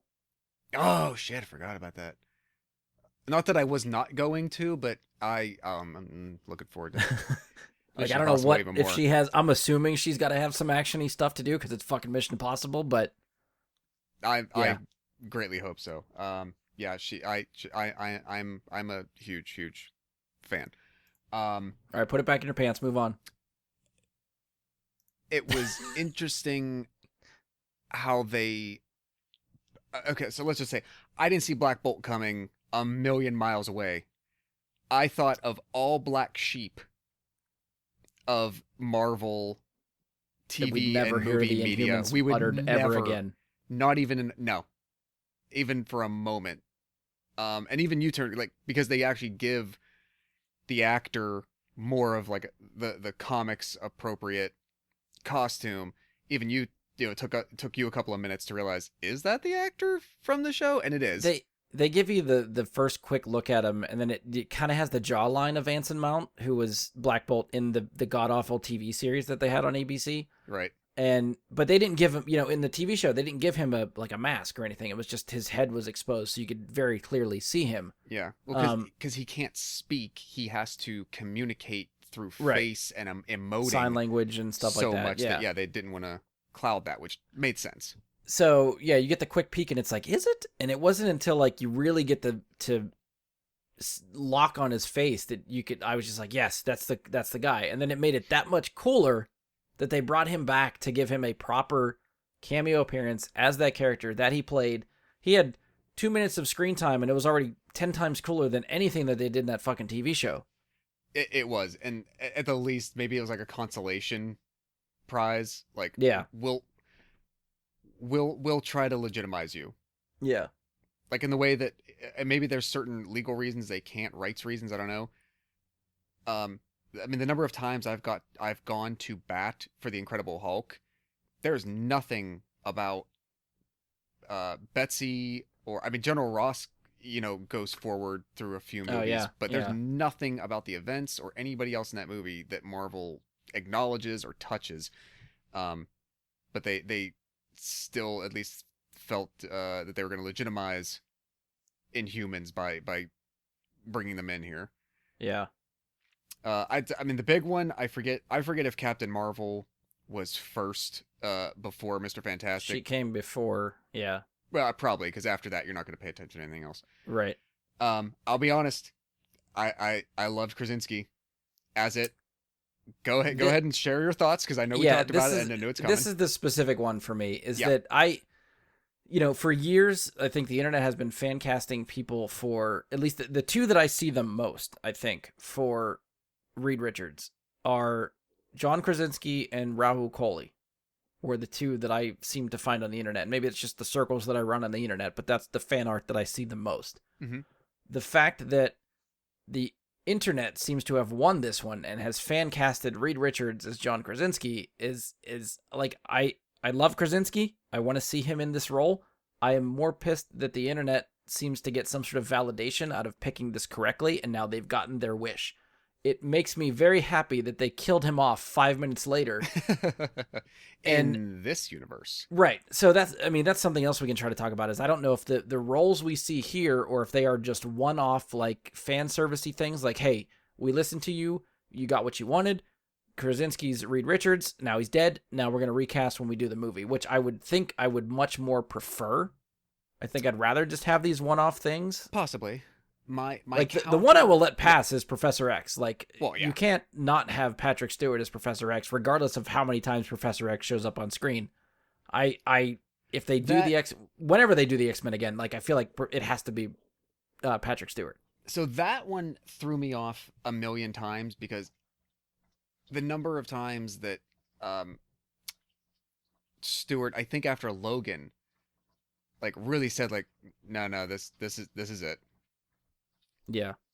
Well, everybody, same with, like, Sam Raimi and stuff. Like, I don't know if Sam Raimi ever planned on coming back for a superhero movie, but now he can play with all the toys in the toy box, so why wouldn't you? Yeah, fair. I guess my thoughts on the Krasinski situation is it's good casting. And going back into the 80s, into the 90s, before they made X-Men, in fan circles, in magazines, constantly, people would fan cast Patrick Stewart as Professor X. So I remember seeing that in Wizard magazine way back then. Right. So isn't that the same thing, where creators are potentially looking at what part of their target market is excited for, or looking at, like, thinking about themselves and delivering on that's there's not really much difference with that. The disconnect for me is that I think those circles that fan cast the internet, like, that fan cast these roles on the internet, I'm always seem to be connecting them with the side of the internet that feels entitled and just wants to bitch about every fucking thing. Like, I feel like it's the same people that, had it not been Krasinski, they're going to complain that, why the fuck did you cast this guy and not Krasinski? He's right there. Like, it's that kind of stuff. Which is fine, but at that point, then they're just whiny shit babies, and no one's going to listen to them anyway except each other. You would think that, but they still, if that's the same group, then they are getting what they want, and I feel like all that's going to do is make them cry and bitch and moan more often. Like, in this instance, everyone assumed that, or at least the fan casting had to go with Krasinski as Reed Richards and Emily Blunt, his wife, as Sue Storm. Emily Blunt got tired of hearing this kind of shit in the press tour she was doing for Jungle Cruise, right? Everybody kept asking her about Sue Storm, and she just had enough. Yeah. Now that this has happened, how much more shit do you think she's going to get from the internet? Because now her husband is actually Reed Richards. That's fair. There are, okay, so if and we probably talked, I'm sure there's somewhere along the way, either on record or not, that we talked about either rumors of casting or, like, something. One of us probably brought up Krasinski as a potential. Yeah. So among ourselves, we're both part of the group you're talking about, but also not. Because we're satisfied with this thing that we thought would be fun anyway, because we got it. But because we're maybe not the I guess it's one of those things. Anytime I see a quote article from a quote publication that has sensational or hyperbolic words in its headline, I pass them by, I don't read them, and that place loses credibility in my mind. anytime it's like coming out of this, let's say Krasinski wasn't cast. The Yeah. type of place I'm thinking of on the internet would have had a title: Marvel fans are outraged. Krasinski isn't. Right. No, because they saw 5 comments on Twitter or a message board about a thing, so they need content. So they're gonna write a thing that says Yeah. Marvel fans are that. No, no. So those it's like the snake eating itself. Those places legitimize those people, and so you sometimes see them being written about, so you feel they have more of a voice just because they're the ones getting written about for content because they got nothing to goddamn else write about because there's too many people writing useless shit on the internet. And I think that's the gist of it, is the side of that group that I don't like is the one that seems to get the loudest. And that's the one I hear all the time. Right, which is always the case in some ways, but I don't think the lesson or the takeaway is don't do something that is a good decision and potentially popular just because it's popular. If it's a good decision, it's a good decision. Part of it too is like I want to be, not that I wasn't surprised. I don't know how to describe it, but like I think going almost with an unknown or a left turn choice for a role, and then having that be successful is where I get a lot of joy in movies. Like casting someone for Reed Richards that I would have never thought should be Reed Richards, and then having that person blow me away is the stuff that I kind of want. Going into this, had you said, oh yeah, Krasinski's Reed Richards, like, oh, okay, yeah, that makes sense. Like, it's not as surprising to me. I'm surprised that they did it. Yeah. Him being cast in the role is not surprising. Well, I'm sure there's other castings. Okay, so for instance, Among Us, I have said that I think, his name's escaped me. Dylan O'Brien. Oh, Dylan O'Brien. I think he would be a potentially good choice for Wolverine. Now, if nobody on the quote internet says that, yeah, and that's not getting written about to the degree that you think you have the visibility to Krasinski fan casting, yeah, and Dylan O'Brien gets selected, is it the same? Is it any different? Does it have a different effect on you? Like, it's. I'd be fine with that. Maybe it is just a matter of like, is it just the a matter masses of what you want hear? This thing. Yeah, I think that's a hear lot of it. And what you don't. Yeah. Yes. Correct. Yeah. I think that's probably where I make the difference, is that there's certain things that I hear more often than not. But I guess whenever I hear something loudly on the internet, in my mind, maybe it's just the pessimistic side of me, but I always associate that with the shitholes on the internet.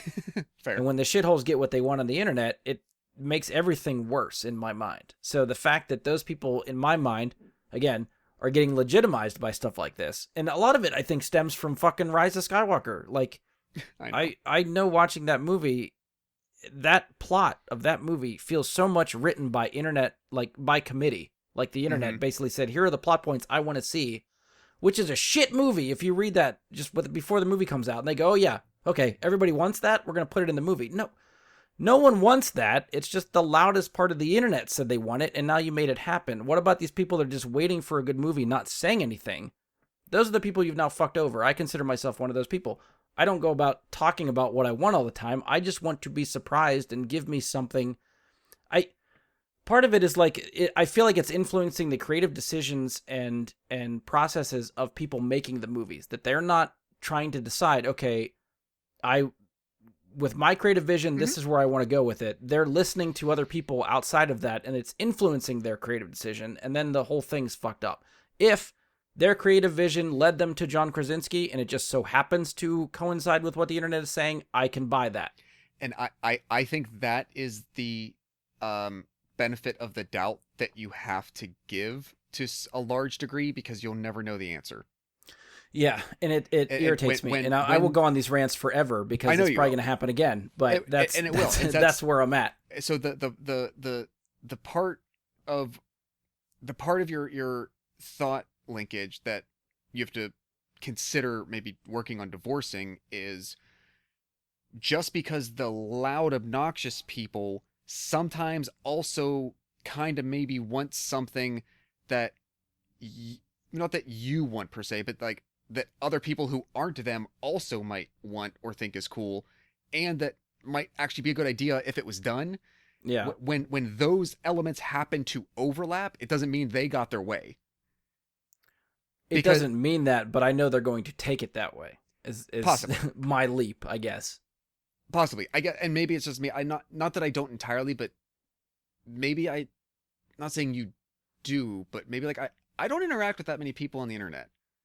I don't interact. I think I scroll, I see a lot of stuff, and maybe it's just like my curated feed now. You know, it's my fault for looking probably too long at what the assholes are saying. It's like, and you have to shake your head and be like, what the fuck? No, who says that? And then of course you see the next thing that goes, no, who says that? And then before you know it, your whole fucking feed, because of algorithms and bullshit, is all of the whole thing you're scrolling is no, who fucking says that? Like, okay, yes, then I think you just hit the nail on the head. You are it would be like if you have one particular like political leaning or ideology, but you spend so much of your time interacting with or reading the stuff that you absolutely despise, and then you're shocked that all you're exposed to in a money-making social media machine is all the shit that you're spending your time on. Yeah.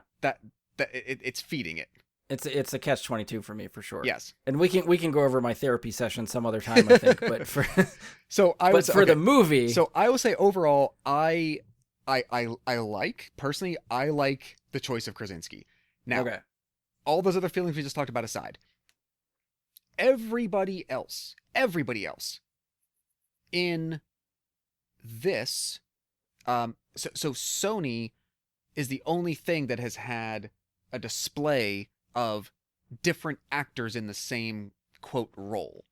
So because by the nature of making No Way Home, they had already made 2 different incarnations of Spider-Man with 2 different actors. Yeah.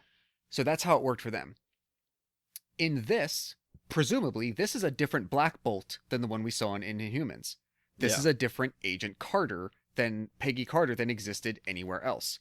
It's a different Monica Rambeau, but for whatever reason, it is Monica Rambeau who either took over for Captain Marvel or she ascended to become Captain Marvel. But it's the same actress as the same character. Yeah. They're not saying she's Carol Danvers. That's Monica Rambeau. Do we think then that we have that our Mr. Fantastic casting has been revealed? I don't know. I think there'd be more pomp and circumstance to something like that. Like, because John Watts was meant to do the movie. He backed out. We're still waiting on a director. I feel like the director would have to, unless that stuff is already chosen, they just haven't announced it. And like you said, maybe this is the announcement. I don't know, but this is the way you do it without spoiling it. Yeah. I mean, I could see it. Because think about it, if in advance of this there was no other news about Fantastic Four except a casting of anybody, and that's all you knew somehow, even one person on the team, and then something called the Multiverse of Madness happens, everybody's going to expect them to be there. But by not saying a damn word, I could really see it either way. And I honestly, when it comes down to it, I think I'd be fine either way. Whether they actually recast him and give us a whole new team with everybody for whatever Fantastic Four the movie did. Because I don't remember if that actually has a date. I don't know if that moved at all with the director shift and everything. I don't think they ever gave it a date. Okay. So even more reason that I would think that they're still working on a cast. And maybe they're filling out around Krasinski. I don't know. But yeah, at this point, I'd be fine either way. I think I'm telling myself I'd be fine, but I think it would stand out like a sore thumb that's like the one big inconsistency. I mean, there's no guarantee that Patrick Stewart's coming back as Professor X either. It's not, but it makes potential. But you've also they also own the properties where there's already been a different actor playing him at a different age. Yeah, we could have McAvoy as Professor X. Well, who knows? Or somebody else that you introduce potentially at a different point of their age left, because like really where you leave off like Apocalypse, I think I don't remember anything about Dark Phoenix. It was so bad.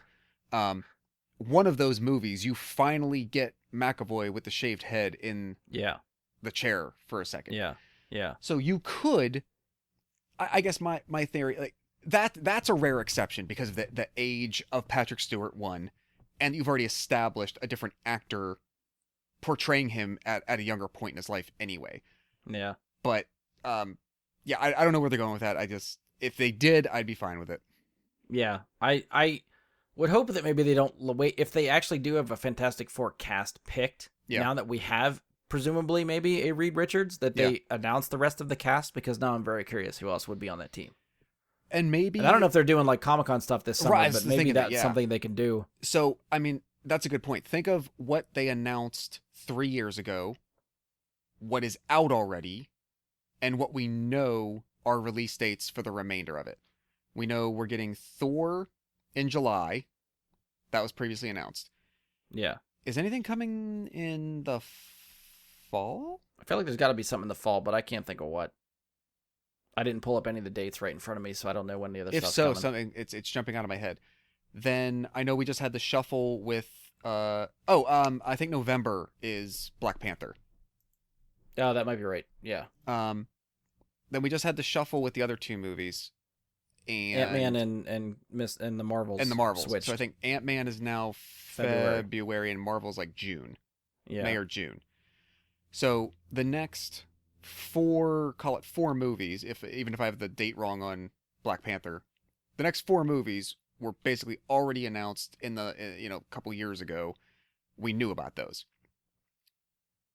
Within a year from now, within a year from now ish, we're going to be at the end of that slate. Yeah. Maybe this summer, or I don't know if there's a D23 or there's going to be like a big investor call again.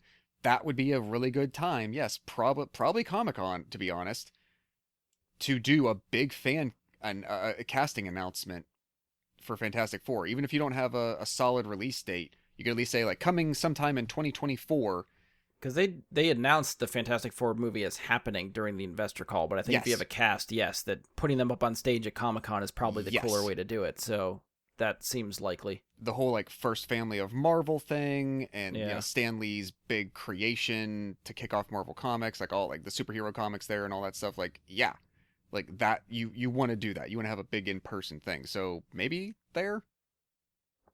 I do want to loop back to some of the other cast, but I do want to touch on this sort of before I forget, which is the hints that the Illuminati seem to give, which is the incursions.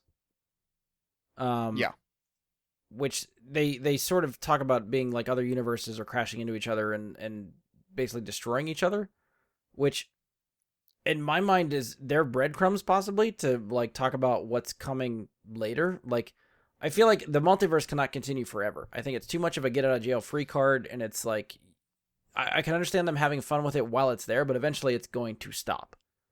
And I think this is the breadcrumbs for eventually the whole thing's just going to come crashing down at some point. I could see that, and knowing it would be ridiculous for all the multiverse stuff that Kang laid out in Loki, knowing that he's going to be a part of Ant-Man, for that not to play a role, and all the quantum physics shit that Ant-Man did with Endgame. Yeah. It would be ridiculous for it to not be a part of that. Whether it's a part of Black Panther and the Marvels and Thor, like I mean, honestly, I'm still waiting for stuff from Eternals to have the ripple effects everywhere else too, because I feel like that left some big things in the MCU to deal with.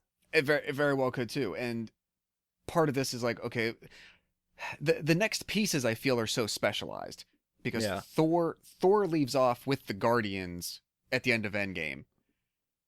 That has to go somewhere primarily on its own, not impacted by these other things. Yeah. I'm presuming a lot of the core of Black Panther 2 is going to revolve around Chadwick not being there. Right. So you don't want to probably have these other, like maybe some Eternals stuff. Who knows? But like other, like there, I won't be shocked if Black Panther remains more localized in the way that the first one was as well.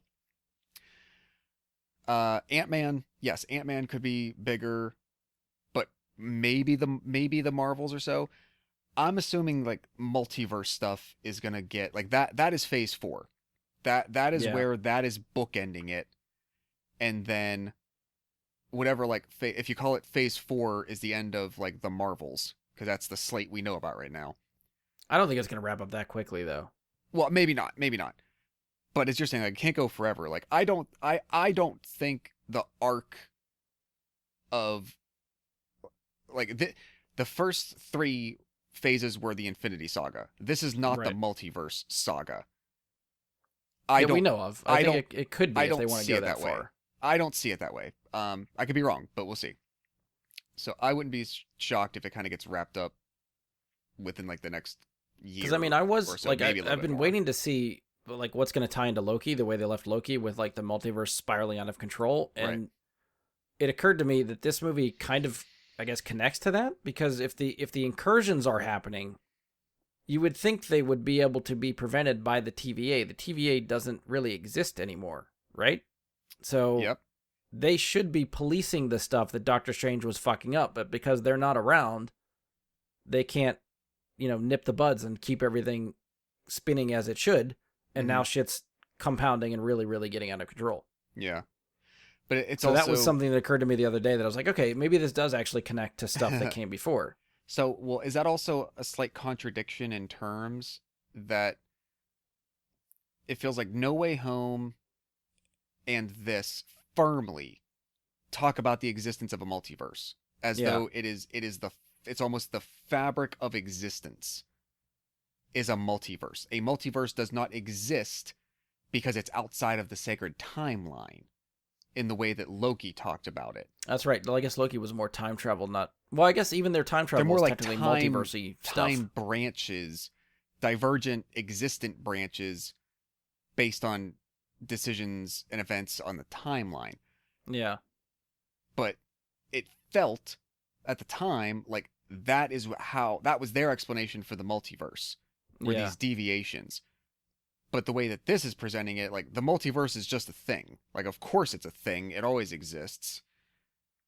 So Well, I mean, I don't know can how they classify reconcile like that the yet. dream walking stuff as like variants almost. Like if you're inhabiting someone else's body and doing stuff that they wouldn't otherwise do, that would make them a variant, right? Yeah, but so either that, right? So that's what I'm saying. Like reconciliation. Either variants are as natural as anything, and the philosophy of the TVA as presented in Loki is inherently wrong, or there's something else at play that has to say like why both of those things can exist at the same time. We're gonna have to get that Michael Waldron on the phone and get him to explain all this stuff for us, because you were involved in both of these, buddy. Oh, that's true. That is true. Yeah, good point.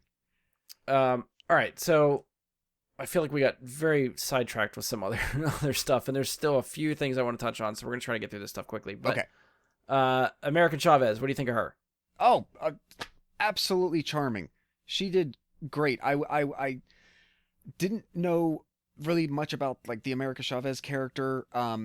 I just knew like from casting announcements and whatnot that like, oh, it's a big deal that like this, for lack of a better word, like ethnic character was being introduced in Doctor Strange. This is awesome. I did not expect the opening scene, Oh yeah, like in the middle of action, to just kick it off and go. That was pretty cool. and I don't think her power set. I didn't know anything about her or her power set, so Nah. I just thought they made up the multiverse leaping and stuff for the movie because it was convenient for the plot. No, that's Okay. kind of like what her powers are from what I looked up. Oh, okay. Like it cool. all kind of fits like that. It worked very well. I actually, she's one of the reasons that I'm looking forward to going back to see it again. As much as you said that Wanda kind of dominates the emotional space of the movie, Yeah. I would have absolutely been fine with like more America time. Like she was really great. Yeah, I want to see more of her, see what they do with her in the future, because they're definitely starting to bring in like the younger team, right? They're setting the groundwork for the younger characters that are probably going to take over or at least form some sort of team themselves. So I really want to see that come to fruition at because some you point. now have her, you have Kate from Hawkeye, and you're gonna get Miss Marvel. Ms. Marvel. Fans are gonna kill us for not remembering her name, but yes, I think you're on the Kamala. right path. You're gonna get Kamala. Kamala, yes. Yeah. Can we just agree that Wong needs his own Disney Plus series? There's so much they could do with him that could be both really fun, but also not like everything like he could almost be the new Nick Fury. He's the Coulson, I feel The like. Coulson, something like that. Yes. Like it would work really well. Oh my God, did you have the same like catch your breath moment when he fell off the cliff? I was not sure if they'd go do my man Wong that dirty. Like I was very scared for a minute. That was like the way that scene was shot too. Like he just gets thrown off.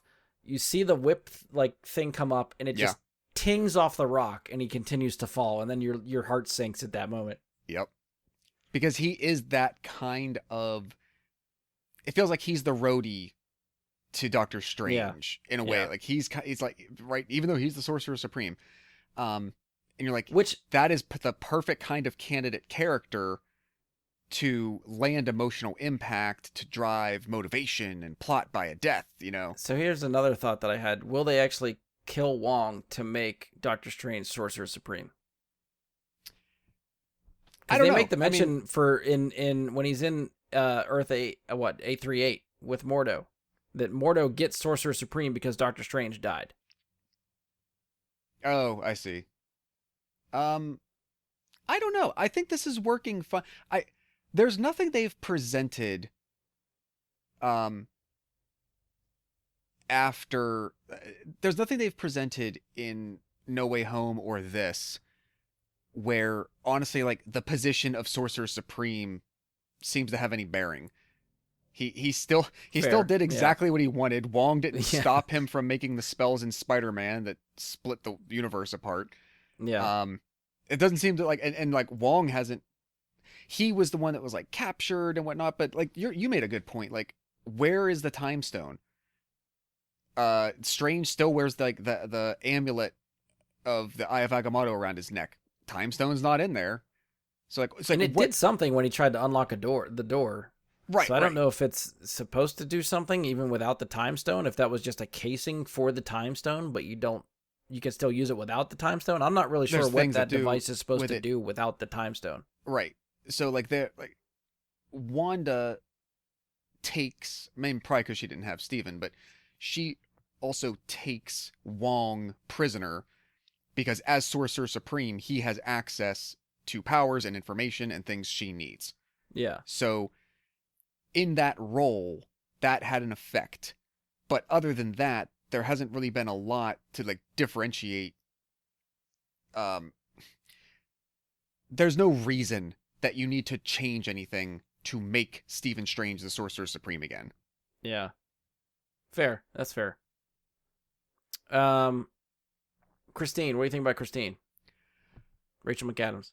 So I'm going to couple part of my comments about her character along with Mordo.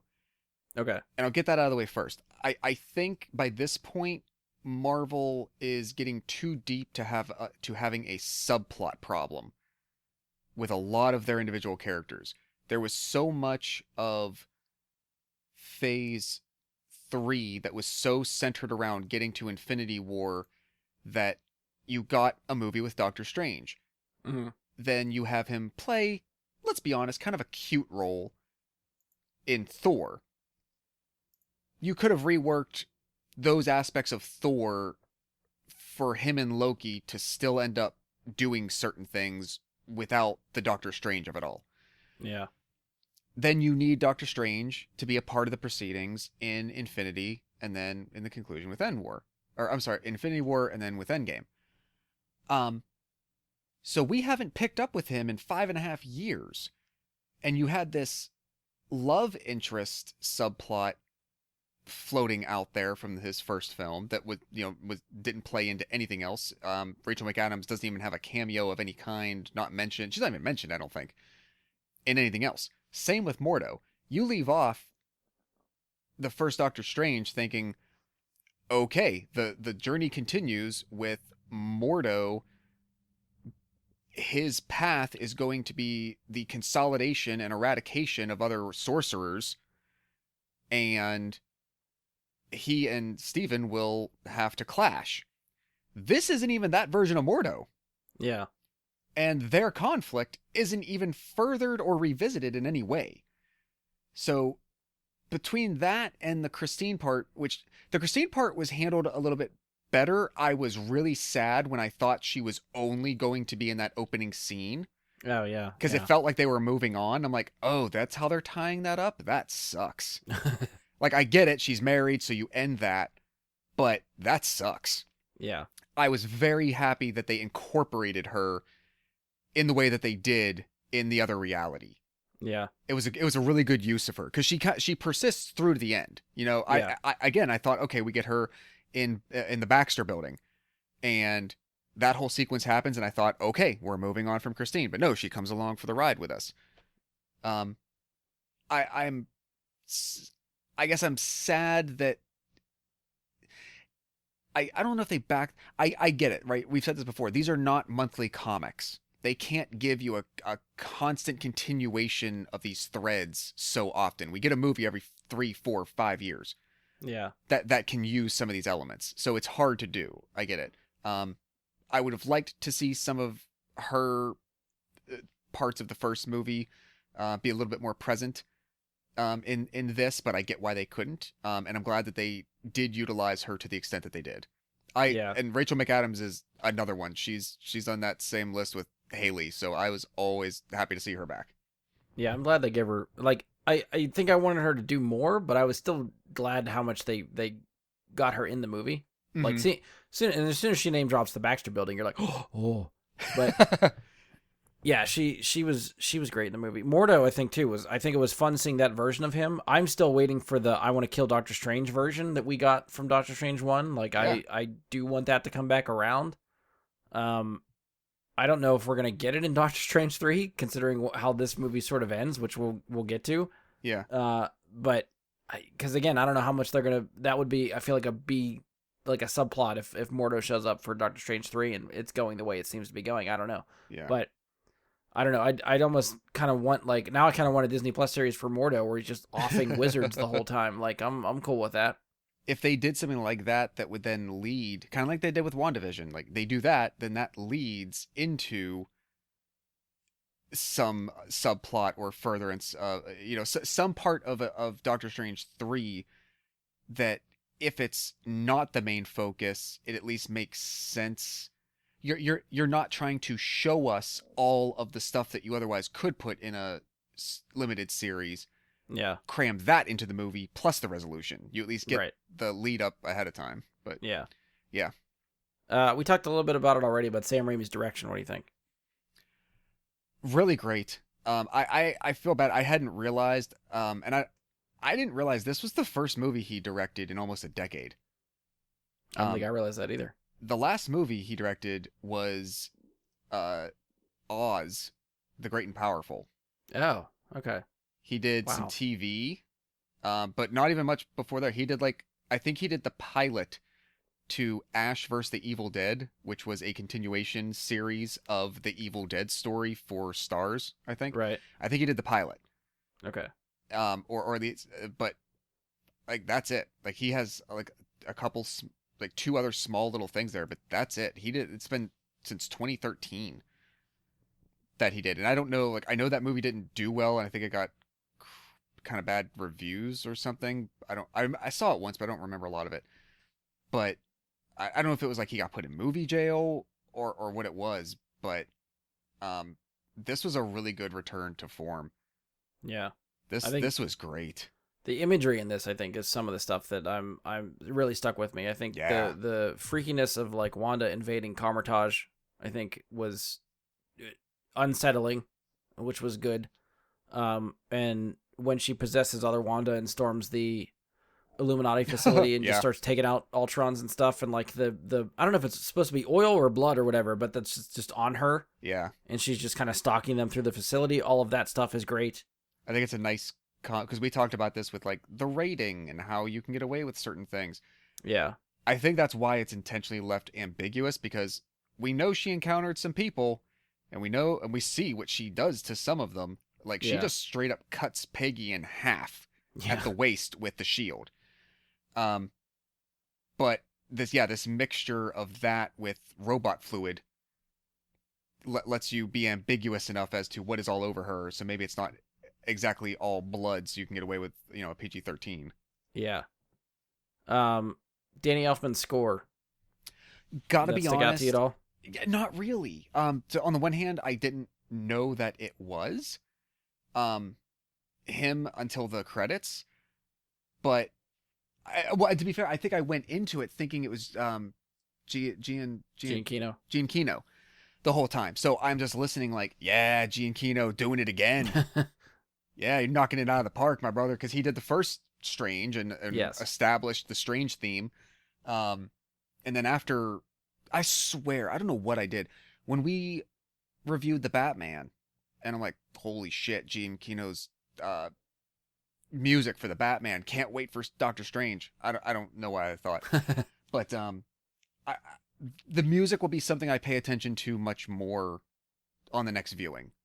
I've tried to listen to the soundtrack for this movie just afterwards to try to get a feel for it, because I don't feel like it stuck out to me a lot. The score did. Yeah. I felt like there wasn't enough of the Doctor Strange theme in the movie that I didn't hear. It didn't feel like it stuck out to me as much as it did for the first Doctor Strange, because I think Gene Kino has an arrangement for the theme song in the first movie that I adore. I think that is one of the best MCU theme songs for a character. It's like right up there it's with one the of the most Avengers theme. distinctive. Yeah. Yeah. And that's the thing. Not other than that, there's the Guardians, but there's actually not too many direct character themes, to be honest. Yeah. There really aren't. And I like listening to the soundtrack on its own, you can hear nods to the theme. It's sort of like replayed a little bit, but it's done with like a full orchestra, like more quote unquote traditional.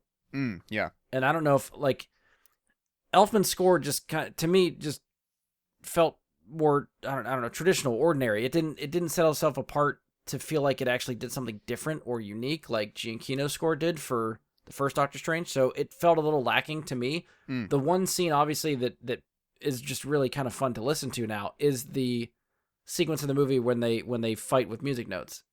That was awesome. Like that, and I played very well with that scene, and even just listening to it on its own, it's like, okay, this is really kind of fun. Yeah, I wish Sarah was here to be a part of this conversation, because I am sure she was not sitting directly next to me in the theater. Yeah. She was probably geeking the hell out about you can that, hear, because they're like old classical scores. Very much. Time. Yeah, and I'm assuming people who are visual effects artists and people who are composers like to, not to say they always do, but they are prone to going very deep in the way that they present something. So for instance, I would not be surprised if it was not just a random selection of music or notes that were used as weapons, or like there's probably like deeper meaning behind what was selected visually. I almost assume that the along notes with that the they music. throw are the notes that you hear. Well, right. But like, why throw this quarter note that was an F sharp or that was a B? Like, if I don't know, but I just wouldn't be shocked. And after a few more viewings, or if like we could find an article about from like music scholars that break that stuff down, like if we can find it, like she would probably love to talk someone's ear off about that, and I'd be really curious to see if there was that kind of thought process behind it. Yeah. Something else I was gonna ask, like the movie ends with Doctor Strange claiming he's fine, and then we see that he does, in fact, get the third eye that the other Strange had from presumably using the Darkhold for so long. Mm-hmm. So that really can't be good, right? Like, I don't think that's meant to be good. I mean, in general, no, I don't think it is. But he seems to be, like, you get the mid-credit scene, and he just, like, kind of opens his third eye and goes. Like, it doesn't seem like it's that big of a deal now. I don't know. I'm assuming that's going to be played out in Doctor Strange 3, but hard to tell. And before we take this piece of the conversation into the post-credits and then possibly some of the stuff that they show us that might involve the next movie, what I'll say about that part is I'm guessing there's some kind of time lapse between, because is it the first mid-credits scene or the last scene of the regular movie that you see him have the third eye? The very end of the movie. The movie, is yeah, crossing the okay. street and falls over, and the And it third eye happens, pops right? out. Okay. So I'm assuming a little bit of time, maybe not a lot, but a couple of weeks, who knows, has passed between that happening to him and the events of the stinger Yeah. taking place, because it seems like he's gotten it under control to just not have a third eye in the middle of his head all the time. Yeah. You know what I mean? Just So something's going rolls on with it. there. All right. So mid-credit scene time. Well, before we do that, I got Okay. my other quick notes. The opening sequence, apparently there was some rights issues around the squid creature, that date back with Marvel to like the 60s or 70s. So they officially, they cannot call that thing what it was called in the comics when it was written 50 years ago. Oh. Because they stole the name to like maybe a similar-ish creature from like a short story that some guy wrote in the 50s, and then his family sued Marvel when they did that. So I saw that on the backstory. So Nice. the name of this creature, as named in this movie, is Gargantos.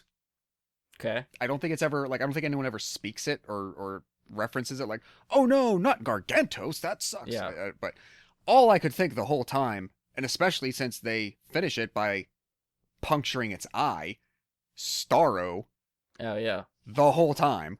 Yeah. I'm like, borrowed from James Gunn. Good idea. If you're gonna copy somebody, copy James Yeah. Gunn. Those are worse people to borrow from. Correct. Wanted to point out that IMDb lists the weak, I'm going to call him the weak-minded, the weak link wizard, who Wanda finds among the ranks to Oh, break yeah. the shield for Comertage. He's listed as the Weasel. Charlie Norton as the Weasel. Very Another fitting. James Gunn nod. Possibly, yeah. Then quickly, my man, Bruce Campbell. Yeah. I was so happy that Bruce Campbell is in the MCU. I don't even care. Like, the fact that it didn't even occur to me that Raimi, like ahead of time, like I knew Raimi was directing this. It didn't even occur to me to think about his Bruce Campbell cameos. Which it's just, if you don't know that, like he's in all the Spider-Man movies, the Tobey movies as different Yeah. people. He's never the Yeah. same character, not the same person. And just in case anyone else was confused by it or didn't understand the in-joke, because I had to explain it to Brian, who does not have the horror background, it is an in-joke in this movie that Doctor Strange does something to Bruce Campbell's hot dog vendor character. Pizza Papa. The pizza, yes. To possess his left hand.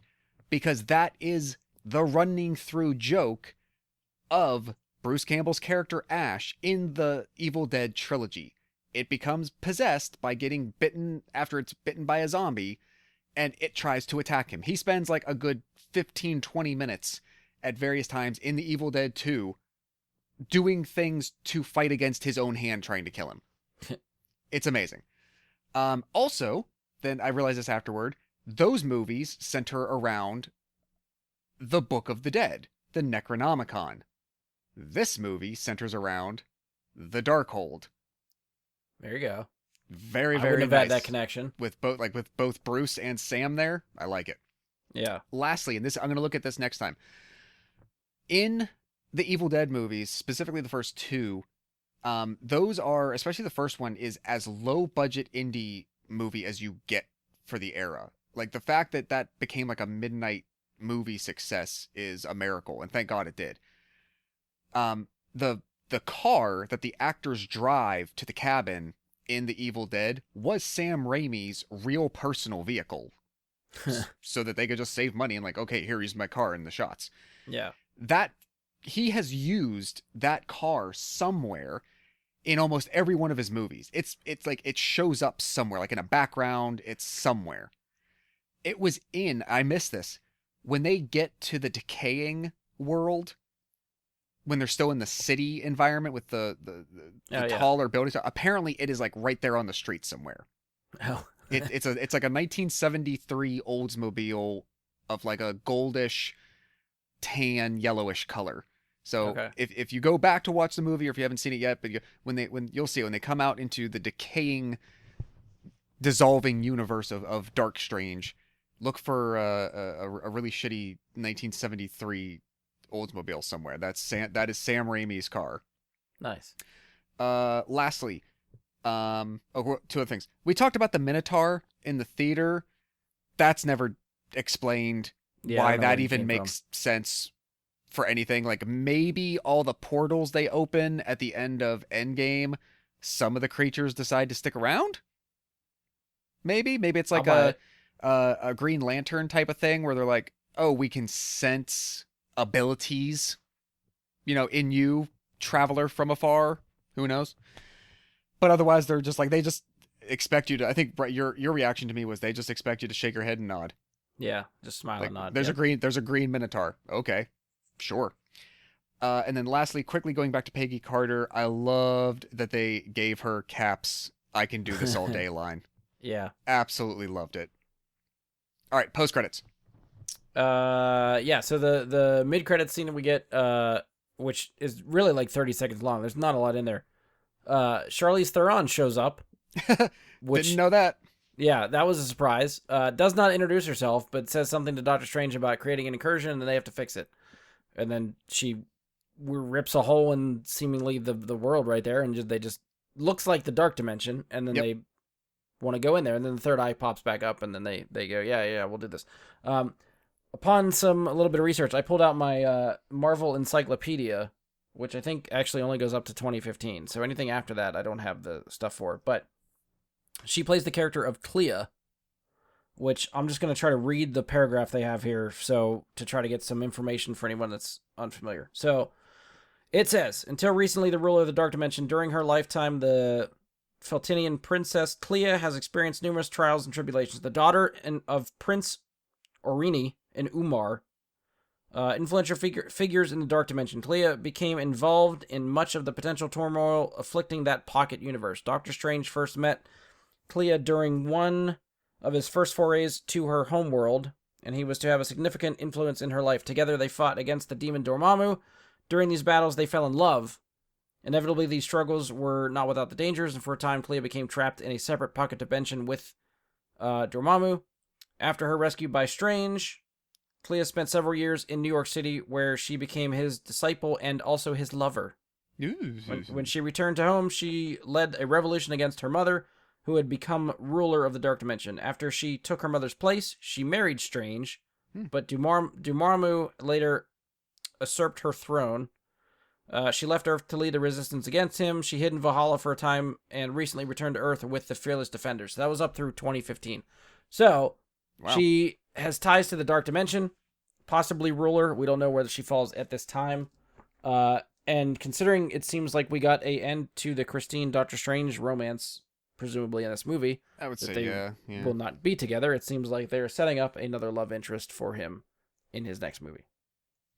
Okay, which could be. I mean, most of these characters, I think it was sweet that you had the beginnings of Tony and Pepper in the first Iron Man in the way that you did.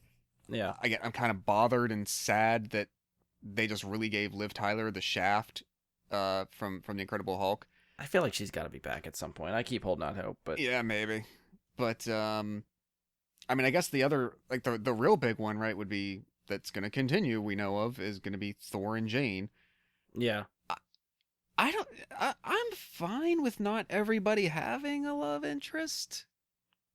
Like compliment character, I'm all right with that. So Yeah. like if they don't use that aspect of her character history in this, I'm totally fine with it. Yeah, we'll see where they go. I wouldn't be surprised if they lean into that at some point. Like I said, I think they wrapped up Christine well enough that Yeah, I don't think there's They're going to just be anything like, oh, you're breaking up me and my husband, or he died, or yeah. something. Because So presumably it would only be able to work with him in his reality. It would not be like, I'm striking up a cross-universe relationship with other Christine. yeah.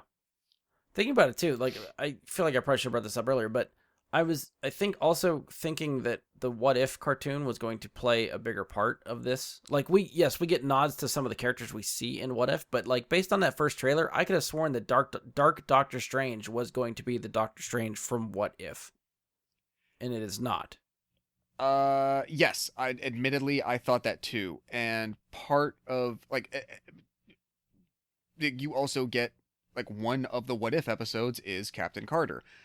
Yeah, I think what If was doing in part was because right before Strange, I think right when we were doing our pre-recording before the Star Wars trivia episode, somebody said, "Oh, I just read something that you really should watch all of What If before seeing Doctor Strange as well." yeah, And I thought, no, I don't want What If to be continuity.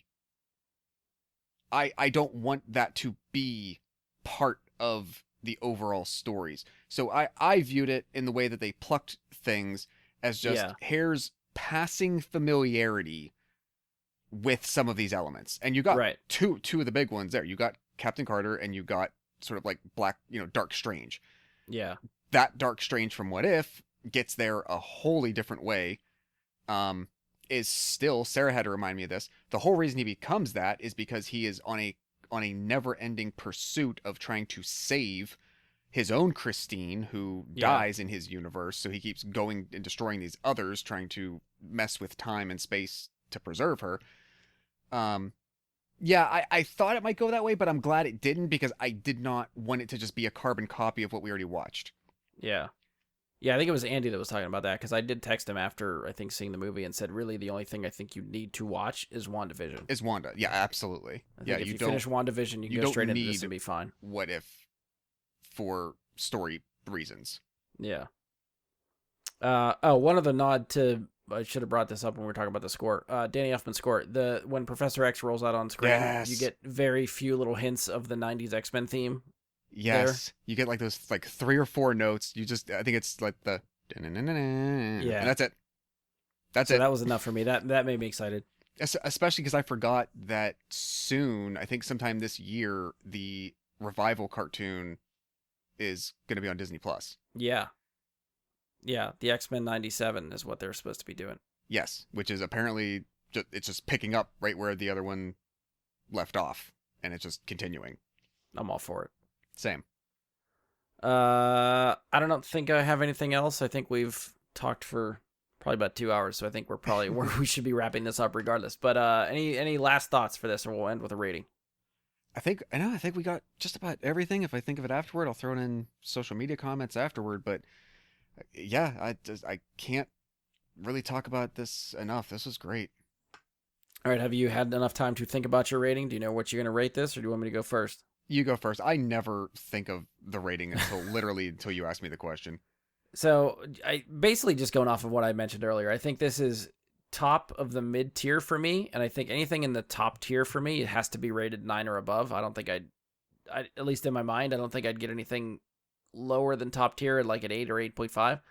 So I'm going to give this an 8.5. I think it's just under the cusp of my top tier stuff. So that's my logic for getting there. I saw it twice. I would probably still go see it again if somebody else wanted to. I don't know if I'd go out of my way to watch it by myself, but it's definitely one that I'm curious to watch again after some time away from it, and I want to see where this fits after other movies have come out too. Like part of the fun of the MCU is seeing how the movies all fit together once they're all out. Mm-hmm. Like seeing the journey as it's happening, it's a little bit harder to get perspective on what each movie is doing Right. to set up the next and all that stuff. So there's still some unknowns, and I do want to see where all this goes. I think Doctor Strange is really fun. I kind of hope if they do a third, whenever they do a third movie, that Doctor Strange maybe gets a little bit more focused the next time. I'd like to see him do a little bit more, or get more of an arc that's, I think, more appealing, or not appealing, more obvious maybe. I don't know, Fair. but yeah, I think the cameos and stuff are all fun. Like I said, the middle section of this movie I think is really, really fucking good. Introducing a new character like America Chavez is cool. I want to see more Mordo going forward. Yep. Yeah, that's my piece, I think. I'm glad you went as high as you did because I know like this is just like initial gut reaction from enjoying the experience so much. I'm easily giving this an 8. Okay. Yeah, this was a good time. You think Raimi's going to come back, or you think they're going to try to get Derrickson back, or somebody else for? I doubt Doctor Strange 3? Derrickson. I mean, no one's really walked away from something, especially a potential sequel, and then like, oh, I'm coming back later. So probably not. I mean, if this performs well enough, and if there is, good enough critical reception and fan reception to what, to be fair though, I think it also depends on what is the goal of the next one. What needs to be presented? What is, like, Sam Raimi's history and style worked very well for this. Yeah. Not to say that this is the only thing he can do, but this thing he does well. Yeah. So maybe they give him another shot, even if it's a bit different than this next time. But we'll wait and see. Sounds like a plan. All right, so that's where we're going to leave this one. Let us know what you thought about Doctor Strange in the comments and stuff. For the episode, hit us up on all the socials. You can find us on Facebook. Search Bry Guy Super Friends. Go to facebook.com/Bry Guy Super Friends. Again, you can send us questions, comments, topic suggestions, any of that stuff there. As Josh mentioned earlier, feel free to email me, bryguysuperfriends@gmail.com. Yeah, you got to find out you got to get that direct link to the old show for the first movie from Brian. Yeah, I can specifically email you the file for our Doctor Strange review if you can't find it, if you want to listen to it that badly. Exactly. Otherwise, I just re-upload it and tell you it's the same thing, and you guys can deal. I still think we should do that. I really wanted to point out, I also forgot, this was number 4 on my most anticipated for this year. And after seeing it, I was not disappointed. It ended up justifying that slot. Nice. I don't know if I had this. I might have had this on my list. I don't remember. I didn't pull up the list. Yeah, we can revisit that another time. Yeah, you can also hit us up on Twitter @BGSuperFriends. We've just had a tweet the other day that got the most likes the Twitter account has ever had on Twitter. 15 likes for one of a post about the 4th season trailer for Westworld, which I don't know why the fuck that one got as many likes as it did. But hey, we're moving up in the world, so maybe we'll see how the post for this episode does. Feel free to follow me on Twitch, Jedi Bry Guy. It's Jedi with an I, Bry with a Y. Again, we have the VOD there for our Star Wars trivia is up. I will still try to pin that. So on socials, if you guys want to come back and watch us play some Star Wars trivia, any other time we decide to do a podcast and live stream it, we'll do it there. Follow me if you want to watch me play some games occasionally. Whenever I decide to stream it, sometimes it's like weeks at a time before I decide to do it. But then I might get as Josh calls it, a whimsy and want to stream for a couple days. So that can also happen. But that's it. On behalf of Josh and myself, thank you for listening, and we'll talk to you next time.